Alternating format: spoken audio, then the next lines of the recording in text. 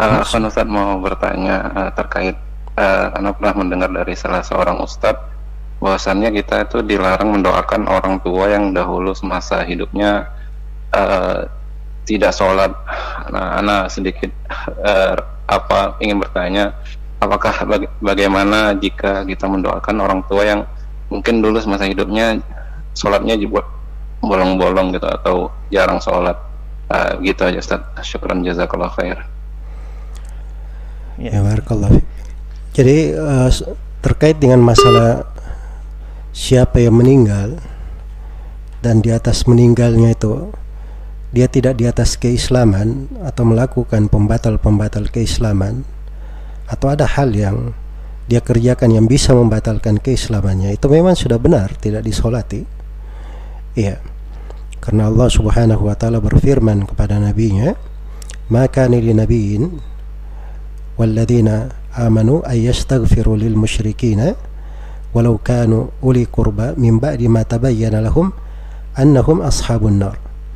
Tidaklah pantas bagi nabi dan orang-orang yang beriman untuk memohonkan ampun bagi kaum musyrikin walaupun kerabatnya sendiri, orang yang dekat, setelah tampak jelas bahwa mereka itu adalah penghuni neraka. Iya. Jadi itu penegasannya kaidah tetap di dalam hal ini. Terkait dengan orang yang meninggalkan sholat, itu silang pendapat para ulama apakah meninggalkan sholat itu pembatal keislaman atau tidak. Iya.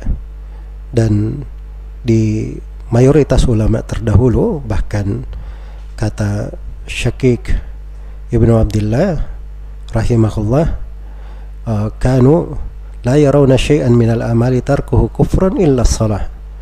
Mereka, yaitu para sahabat, para tabi'in di masa dahulu, mereka tidak melihat ada amalan yang kalau ditinggalkan maka meninggalkan amalan ini membatalkan keislaman kecuali sholat.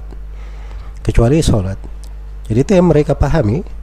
Dan memang Rasulullah sallallahu alaihi wasallam bersabda, al-ahad alladhi bainana wa bainahum as-salah. Hal yang membedakan antara kami dan orang kafir atau kaum musyrikin adalah salat. Di riwayat At-Tirmidzi, faman tarakaha faqad kafar. Siapa yang meninggalkan salat maka dia telah kafir. Bahkan di dalam Al-Qur'an Allah Subhanahu wa taala berfirman, fa in tabu wa aqamus salata wa atuz zakata fa ikhwanukum fid din. Kalau mereka bertobat, melakukan salat dan mengeluarkan zakat, maka itu saudara kalian dalam agama. Kata para ulama, artinya kalau dia tidak tobat, tidak salat, tidak mengeluarkan zakat, itu bukan saudara dalam agama. Hanya saja untuk zakat itu ada dalil khusus yang menerangkan kalau dia tidak mengeluarkan zakat karena bakhil, itu tidak batal keislamannya, tapi diancam dengan api neraka, wal iyadzubillah. Jadi itu pembahasannya di tengah para ulama.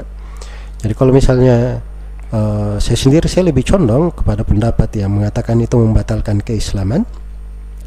Dan bagi orang yang mengatakan itu membatalkan keislaman, mereka ada yang berpendapat maksudnya batal keislamannya kalau dia tidak pernah sholat sama sekali. Dan sebagian ulama ada yang berkata dia meninggalkan sholat dengan sengaja satu kali saja, itu bisa batal keislamannya. Maka pada hal-hal yang seorang itu sampai kepadanya ilmu, dia yakini, dia pegang hal itu yang dia amalkan. Semoga Allah memberi taufik kepada semuanya.